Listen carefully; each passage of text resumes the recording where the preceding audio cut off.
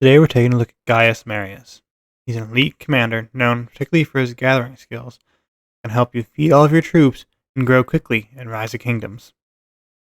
Before we get started, I just want to say if you aren't subscribed already, I'd really appreciate it if you would. It helps grow the channel and helps me create more quality Rise of Kingdoms content. Looking at Gaius' skills, his first skill allows you to heal wounded troops and deal a little bit of damage, very low damage factor, but it does have slowdown. You can reduce the march speed. This is probably something you want to skip, and the first skill, you're not going to be fighting with him, so it's not super important. From there, his second skill is good for gathering. You see 20% increased food, increased wood, and increased stone. There's no bonus to gems or gold, but that's okay, because he's actually really, really strong boost to food, wood, and stone, and so he's going to be pretty helpful. From there, the third skill is probably next up. You want to get the increased load. 30% load is really helpful, reduces the amount of troops you have to send out. This means that you don't have to fight as much with them. It won't be expensive if farm killers come in. And, you don't have to send as many troops as more troops can stay home and protect your city.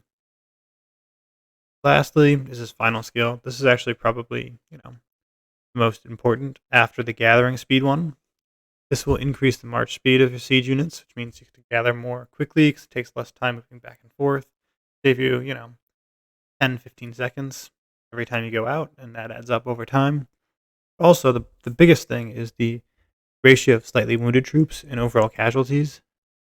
This means that instead of having severely wounded troops, which cost you hospital resources, just get slightly wounded troops, which automatically heal as soon as you get back. This means, if you have a big farm healer coming in your town, you're in a KVK, in a contested zone, it's not going to be nearly as expensive to heal all of your troops. Like every gathering commander, Gaius Marius only really needs to be leveled up to 37. As you can see here, you're basically just going to max out the gathering tree.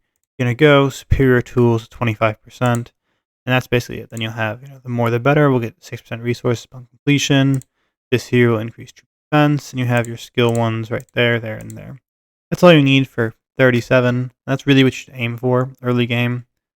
Once you're settled in more and you have a lot of infinite XP books like I do, you may want to look into leveling your gathering commander to level 60.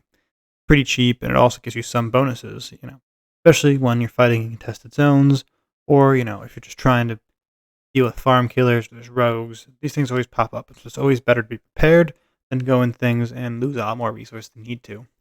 And so the first thing that's always the most important to get to after you're 37, right here, Tourniquet, which further reduces severely wounded units. This stacks with his skill, and so that means up to 11% troops are not severely wounded and only slightly wounded instead. And so that's huge. 11% less healing costs every time you accidentally get into a fight or get killed with Gaius Marius. Huge. Then you go here, modified axle for increased march speed. From there, there's a couple options in terms of which ones you want to go to next. I think the most important one right here is Heroic Shield. This gets 6% reduced skill damage, and so you're going to get slapped by anybody in the open field or fighting with Gaius Marius, but this will probably reduce the damage taken a little bit and slightly reduce your severely wounded troops. On the other hand, you also rejuvenate 60 rage whenever a skill is used. His skill is not very good. You probably don't use it very often, but it helps to have. And then from there, you go to his leadership side. Go ahead, fresh recruits, 3% maximum troop capacity. That just helps to hold more troops, especially when you're looting. And lastly, you go here for healing herbs. As you saw, his first ability does do healing. And so you'll be able to have slightly more healing with this, even though it is only 150 damage factor. It helps. It all adds up. It saves you resources, time, all the above. It's just things you want to look out for. If you enjoyed this video, please like, subscribe, or comment down below. If you have any new ideas or things you'd like me to see go over in Rise of Kingdoms.